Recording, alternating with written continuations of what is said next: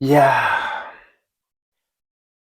Banyarwanda banyarwandakazi turabasuhuje kandi turabihanganishije muri kino gihe turimo, igihe cyo kwibuka abacu bazize jenoside. Twibuke rero kandi twiyubaka. Uyu munsi rero dufite mutumirwa uyu munsi tugiye kuganira nawe, muri kumubona hano imbere yanyu. Reka rero n'ubundi tumusabe adusuhuze ndetse asuhuze n'abantu badukurikiye, hanyuma atwibwire. Aho neza muntu w'Imana. Muraho. Amakuru yawe se? Amakuru ni meza. Urakomeye se? Ndakomeye. Hanyuma rero nshaka ko wibwira abantu, amazina yawe ni nde? Byukusenge Fidèle. Byukusenge Fidèle. Utuye he? Umurenge wa Ngoma, Eh, Akagari ka Kaburimbi. ukaba uri umugabo, uri umusore, bimeze bite? Ndi umugabo. Uri umugabo. Ufite abana bangahe? Umwana umwe. Umwana umwe. Yanumva mu barokore bavuga ngo ndi umugabo, ngo ufite umwana umwe, ngo n'umugore umwe. Hari abagabo usanga akenshi baba bafite n'abandi bagore ku ruhande, asanga nyine abarokore bashatse kubisobanura nyine kugira ngo batagira ngo nabo bagabo. Rero nishimiye kukwakira hano kuri ino chano yanjye. Nitwa Jingo Nyemazi.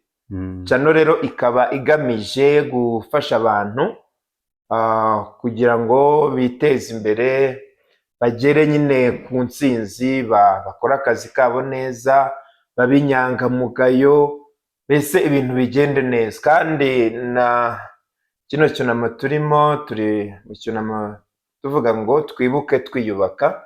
Bivuga ngo rero u Rwanda rwacu rumaze imyaka 31 habaye jenoside yakorewe abatutsi. Rero abantu ntabwo bagomba guheranwa n'agahinda, bagomba no kwiteza imbere kugira ngo nyine dukomeze dutere imbere, kandi ubona ko n'ibindi bihugu bikomeje kutwigiraho ko tumaze kugera kure.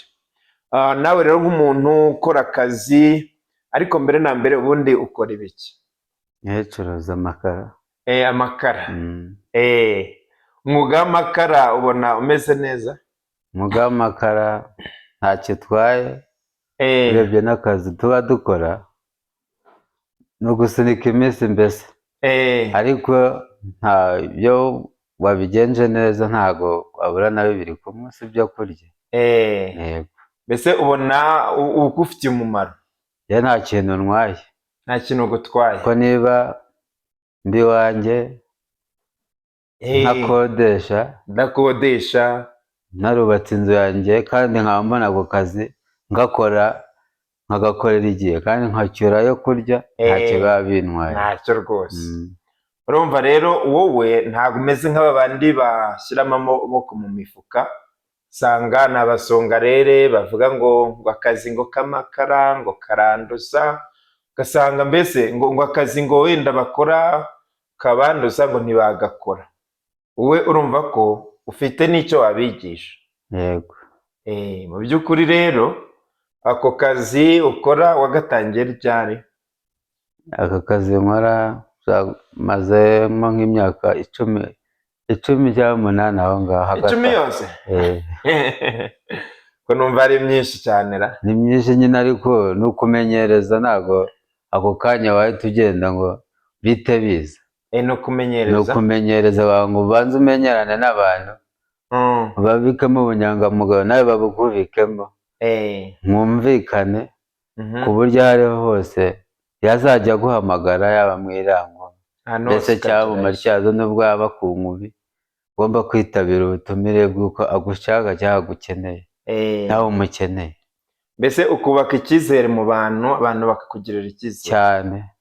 Ni ukuvuga ngo nk'ubu icyo wantuma cyose, si ibyo by'amakara gusa, ushobora kumbwira ngo mpahira, mfite ayo kuba naguhahira ibyo bintu, nkabihaha nkabizana, tukavugana igiciro cy'uko nabikoze ngeze mu rugo, kandi tukabyuzuzanya. Mba numva ari ibyo gusa. Numva ari sawa cyane. Abakiriya ni ukuvuga ngo urumva imyaka umaze bamaze kukwizera cyane. cyane kuko abenshi turamenyeranye, abo usanga tumaranye n'10, abenshi hari abo tuba tumaranye nk'itanu, itatu cyangwa 7 bitewe n'ibyo namukoreye kandi nawe yankoreye, kuko aba amaze kunyizera nanjye nkamwizera. Ese wagira inama yihe abantu bifuza gutangira mbese ibintu bijyanye no kwikorera, gutangira bizinesi? Ubundi kwikorera ntabwo bisaba imbaraga nyinshi cyangwa uvuge ngo biremereze bigere kure. Ucisha make ukizerera mu bantu kandi byose bigenda bikunda. Bizinesi ubundi igenda gahoro gahoro, ntabwo yihutisha, ariko iyo yihutishije ni hahandi usanga wahombye. Ukava hano ukajya aha ngo ibi ntibikunda, urasunika. Umushaka gukora 300, ejo si uyabone, ejo ukabona sekisa, ejo ntuyabone, ejo ukabona 1000. Genda bihinduka. Uko ugenda umenyereza niko n'abakiriya bagenda bakumenya, kandi uko ugenda utanga ibyiza ni nako bakuyoboka. Urumva rero hari abantu b'urubyiruko muri iyi minsi usanga ari abantu bashaka gukira byihuse, ugasanga kubera iyo ngeso cyangwa uwo mutima abantu banabashoye mu bintu bitari byiza, wenda nk'ingeso mbi, kubera ko barabaha amafaranga bagahita babijyamo bihuse. Cyangwa haza nk'umutekamutwe gahita avuga ati dore hano hari akazi, ariko kugira ngo ubone kano kazi urabanza wishyura aya mafaranga. Ugasanga rero abantu bibwe gutya amafaranga batanafite, wenda bayagujije nk'abantu, usanga ni ibintu bibi cyane. Urumva abo bantu ugomba kugira icyo babwira kugira ngo bemere nyine gukora akazi, nubwo wenda katakwihuta ariko baziteza imbere mu gihe gikwiriye. Yewe icyo nababwira ni ukuvuga ngo umutekamutwe yegaraza ntubimenya, gusa kubona yakugezeho, kandi hari igihe akubwira ikintu kumva ko ni ukuri. Mbere na mbere ashaka kukubwira ngo mfite akazi kandi kaguhembaye, ukabyemera. Mu gihe ubyemeye akabanza akagusaba ngo niba uzajya uhembwa 50, banza ume 20 aho ngaho kugira ngo bizinesi igende neza, yo kwiyandikisha. Wayamuha niko aba akuriye, ariko nyuma iyo akuriye nawe ugomba kumenya ubwenge. Ni bimwe bajya bavuga ngo utibwe ntamenya kurinda. Ariko iyo wibwe burya biguha n'isomo by'uko ugomba kurinda akazi kawe n'imibereho yawe n'amafaranga yawe waba ufite. Ese muri ako kazi kawe wigeze wibwa? Mu kazi kanjye kwibwaho bibaho. Ntabwo wamara imyaka ingana utaribwa, ntibishoboka. Bakwibye byagenze gute? Nk'uko ushobora no kuba nasiga nk'ayo makara, umuzamu akarangara cyangwa nanjye nkarangara ntahari, umuntu ashaka kugutwara aho 1000, ntaba akwibye se? Ya nyungu aba yijyanye n'ubundi wari buzakorera. Urumva iyo wibwe nyine umenya kurinda. Ubu ngubu ntabwo bakikwiba. Ubu ngubu niyo banyibye, kuko maze kubimenyera ko iyo ubana n'ugisambu urakimenyera. Ubu naramenyereye, wenda iyo anyibye mba afite ahandi ndi bugarurize. Ubwo nka hehe? Nshobora wenda nko kuba nagura imari ya make cyangwa iya menshi, ya yindi ya make ituma ya nyungu iza kuri ya yindi ya menshi nahombye. Ubwo se uwo muntu uba waguriye kuri make we ntabwo uba umwibye? Ega kwiba, iyo uzanye mu byo kwiba wowe ubucuruzi ni ibintu ntabwo bavuga ngo kungo n'ubu umwibye, kuko buriya icya mbere ni ubwumvikane. Iyo wumvikanye n'umuguzi ucuruza cyangwa umuguzi, burya ntabwo uba umwibye. Icya mbere ni uko muba mwumvikanye ku biciro. Ushobora nko kubona ibintu bikomeye akavuga ati aya mafaranga nyafata. Yego. Cyangwa ukashobora nko kuza abona n'ibimara aho yarayishoye yarazi ko harimo amafaranga, ukabona byarahindutse, wenda ushobora kuba waranguje nk'umufuka tubareho amakara ibihumbi 7 yaza ukamubwira 6 bitewe n'uko wari waranguye imari yari yaguye, ayo mafaranga yagushiranye baba ati nawe narisigaranye niba ari 10,000 reka nemere nyagure ejo ibi 6 ari igihe nabivanamo 8,000. Niko bigenda. Urabona bizinesi yanyu yo gucuruza amakara iri gusa naho iri kugenda irangira kubera ko turi kwinjira mu bihe byo gukoresha gaze cyangwa imbaraga zitangiza wenda ikirere.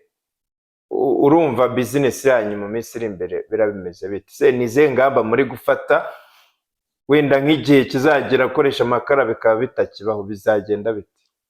Gukoresha amakara nibihagarara igihe tuzaba tugezemo nicyo tuzagendamo n'ubundi nk'ibisanzwe, kuko ubundi n'urebye ukurikije mu myaka yashize kuva na kera navutse numva ngo amakara aracanwa, kandi sinigeze numva ngo ishyamba rya amakara yabuze.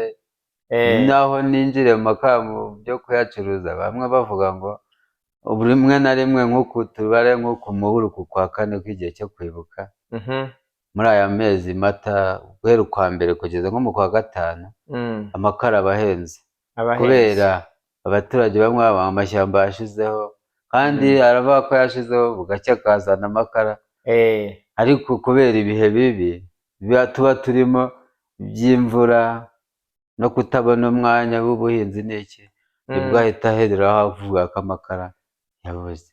Ariko urebye ibicanwa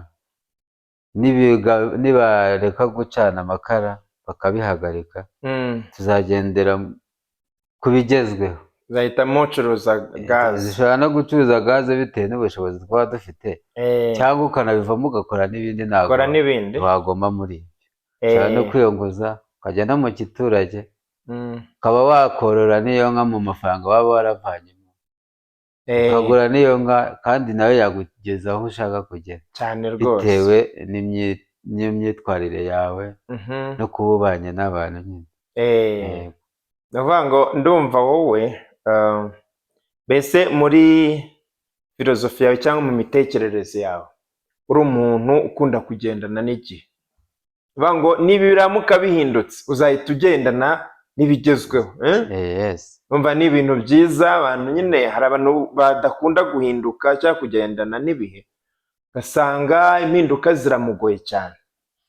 Buriya muri ino si uwavuga ko adahinduka sinzi uko yaba ameze. Uwavuga ko atahinduka ari umwana w'umuntu. Ubundi ikintu kidahinduka si iby'Imana yonyine, ariko ibindi birahinduka n'abantu barahinduka. Kuko uko turi kuganira ubu ejo siko twaganira. Yego, ejo ushobora kuba nkwemereye ko tuganira ejo nkabikwima, si uko bitewe n'uko naramutse. Ariko ni ukuvuga ngo burya ikintu cya mbere ugendana n'ibigezweho. Nabyirutse iwacu babya amavuta y'inka, barya amamesa, ariko si byo barimo barya. Nese urumva uriho yavuga ngo sindya ubuto ntabwo yabwanga kuburya kandi aribwo arimo abona. None kera rwabyirutse turya mu masogi, none urayakura hehe utahari? Urya ibihari. Imiceri abenshi ntibari bayizi, urabizi, ntibari bayizi. Bimwe na bimwe bikundaga ibijumba, ibintu bikomeye gusa, ariko uwo muceri niwo uhari kandi niwo turi kurya, kandi tubona tumeze neza nk'ibisanzwe. Nta bundi ni ukuvuga ngo agapiriyo bakagupashe ukagupashe ugomba kugafunga ukagashyira hasi mukagakinana. Ntabwo ari ngombwa ngo niba gusubije awuteye nawe ngo umuteye, shyira hasi mucengane mukomeze ubuzima. Nawe ubundi ugiye kubikomeza ntabwo byakunda rwose, ntabwo byakunda. Turimo tunagana ku musozo wa kino kiganiro.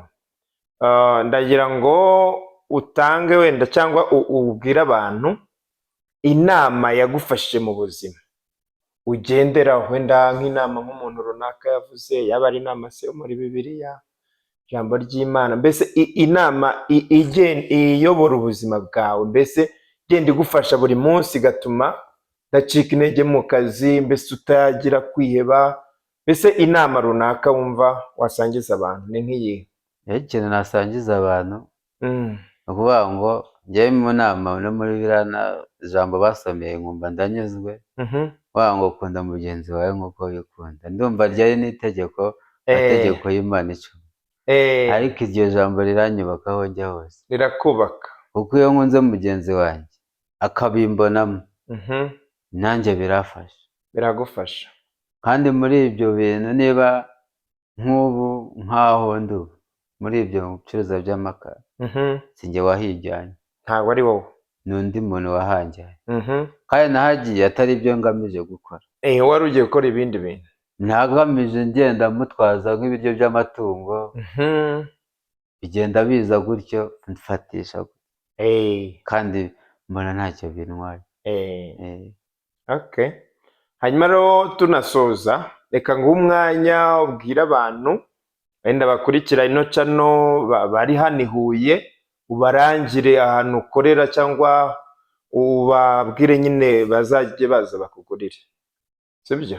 Amakara ni ikintu cyiza, tujya tuyakenera rimwe na rimwe nk'abantu bakoresha gaze cyangwa bakoresha n'umuriro w'amashanyarazi, hari igihe kigera bakayakenera, cyangwa n'abatakoresha ibyo bindi barayakoresha mu buzima busanzwe, kandi n'igihe umuntu usanga yayabuze kandi amakara ahari mu by'ukuri. Reka rero tugusabe ubabwire, unabahe nimero yawe noneho kugira ngo bazajye baza bakugurira. Kandi rwose uyu muntu mumuteze imbere, dore yaduhaye umwanya we, yemera kuduha inama imufasha, namwe iyi nama avuze yabafasha.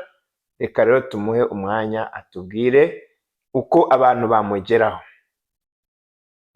Uko bangeraho nkorera, nkorera mu Rwabayanga, abenshi barahazi. Yego, ni nko ku gicumbi cy'amakara, burya n'Abanyakigali barahazi. Uvuze mu Rwabayanga ntago bahita bahomba, kuko amakara ubu ku biciro bisanzwe, bitewe iyo uhageze, mbese tuvugana ku biciro bitewe n'imifuka ibihari.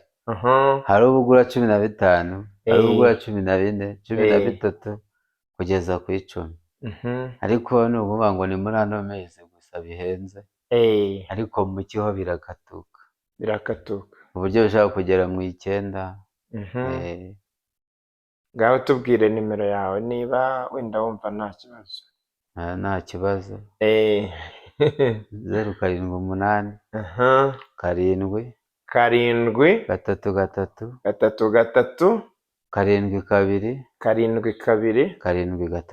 2 7 iyo akaba ariyo nimero wamusangaho. Yitwa Fideli irindi Byukusenge. Rero uyu muntu reka tumushimire, kandi dukomeze twibuke twiyubaka. Akazi kose wakora kaguteza imbere. Urumva yatubwiye ahantu yavuye, atubwira ibyo amaze kugeraho. Urumva rero nta kazi buriya katagira icyo kakumarira. Hari ikiganiro kinyura kuri Radio Rwanda cyitwa Kazi ni Kazi, bajya bavuga ngo nta kazi k'umunyagara nakabaho. Urumva rero n'uyu mugabo nawe aka kazi akora kamutungiye umuryango, kamubeshejeho, ntabwo ajya kwiba, ntabwo akora amabi runaka. Urumva rero aka ni akazi keza, kandi n'abandi bakajyamo nabo bahawe ikaze, kuko ni akazi gashimishije, ni akazi kagira icyo kamarira ugakora. Rero reka tubahe umwanya n'ubundi mwandike nimero ye, hanyuma noneho mutangire mumugurire. Ubwo ndabwira abantu bari hano mu majyepfo, hano i Huye, za Gisagara, za Nyamagabe, za Nyaruguru, ahantu nk'aho ngaho, cyangwa no muri bino bice byegereye za Nyanza, birashoboka ko mwamugurira, kuko nta kidashoboka. Rero reka tubonane mu kiganiro cy'ubutaha. Murakoze, kandi mukore subscribe kuri no channel. Imana izabaha umugisha. Tuzakomeza tuganire ku bintu bitandukanye bigamije guteza imbere umuryango nyarwanda. Murakoze, mwari kumwe na Jingo Nyemazi. Imana ibahe umugisha mwinshi.